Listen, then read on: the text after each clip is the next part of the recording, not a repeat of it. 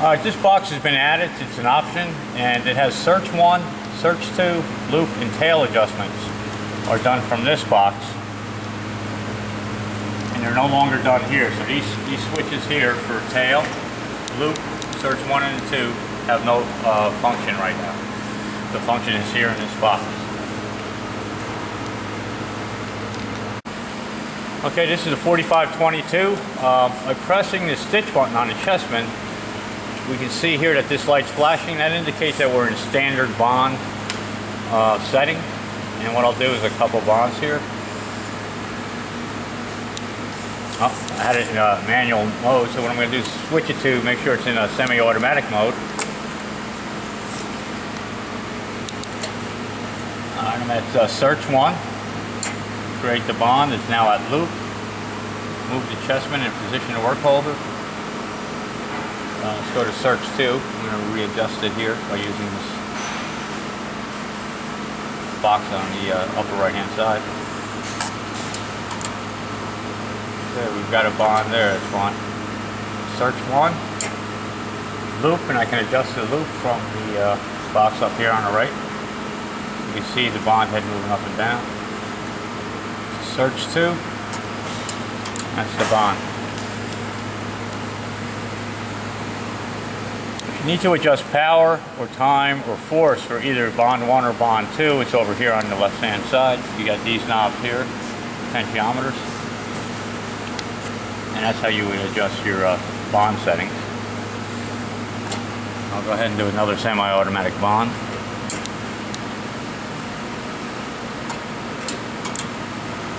To do manual bonding, you switch your switch back over here to manual,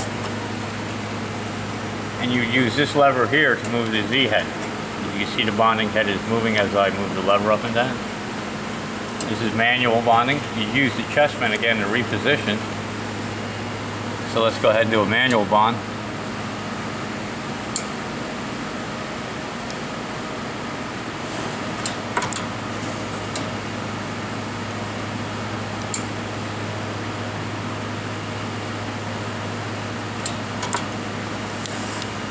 Okay, that's how you do manual bonding. Now, this machine is also capable of doing ball bumping.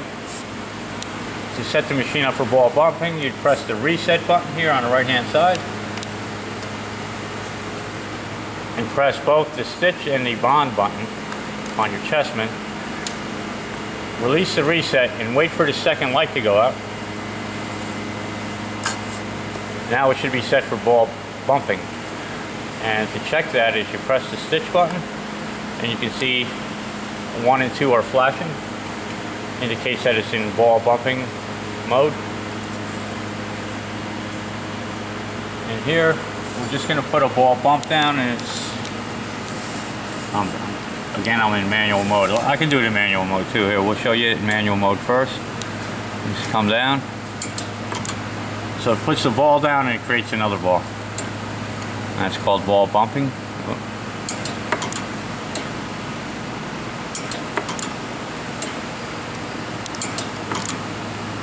I'll switch back to semi-automatic and do it with the chessman.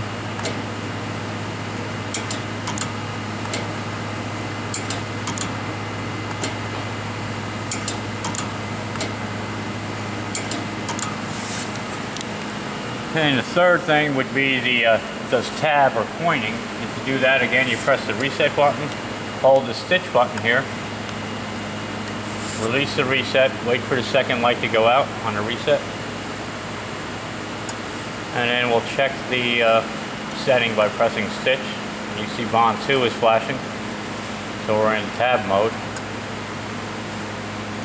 And I'll just do a couple of tabs here in semi-automatic mode.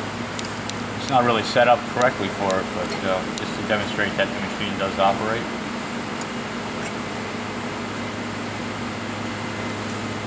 And to the tab there, you can continue tabbing, and you'll notice that we're using bond 1 settings.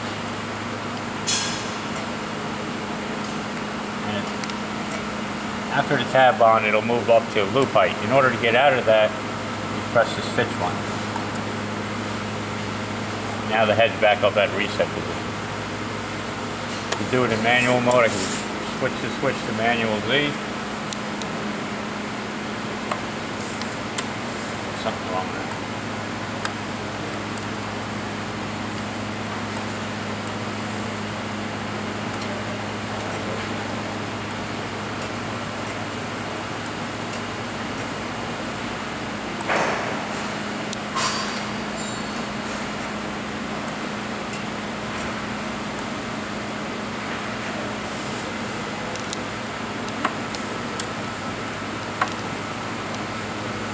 Okay, so that's your tab on. In order to switch back to standard mode, let's hit the reset button and we'll hold the right hand side bond switch on the chest pin. We're waiting for 2 to stop. We'll check it here by hitting the stitch button. You can see bond 1 is flashing, and we'll do a standard bond here again.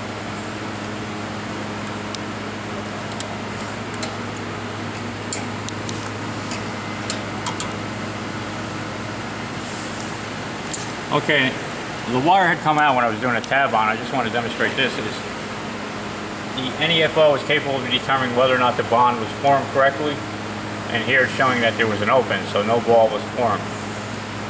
The other error you can get is a short, and that means that the tail was too long and a wand hit the wire and caused a short.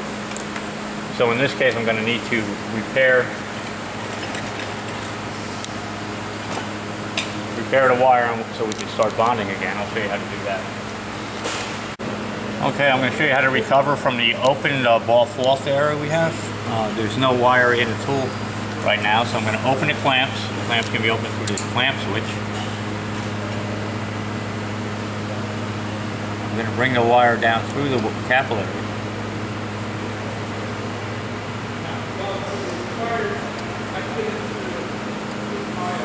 Okay, you can see the wire protruding through the bottom. And I bend it up like this. When I shut the clamp switch off, you'll notice that the tool goes to the loop height position. To demonstrate that, I'll just move the loop setting so you can see it moving. And here I'm going to bond off. The machine is now in position 2, so it'll do a second bond here to bond the wire off and create a ball. You can continue on.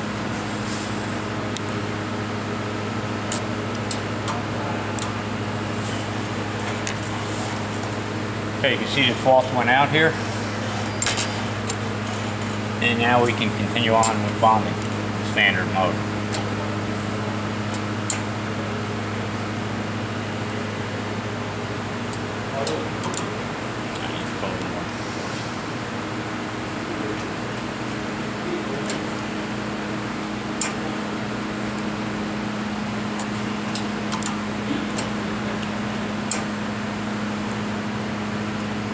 Okay, so we're bonding in standard mode now. Adjust the loop slightly.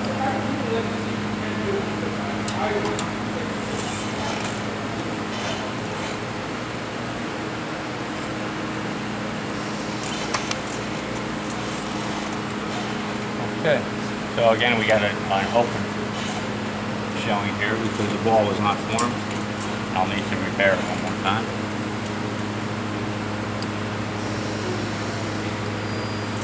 Then you fold the wire underneath and then bond off.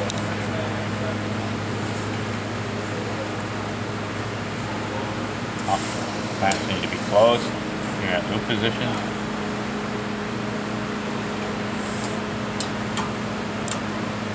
Okay, and you can see that the error is now gone. And then you can continue bonding.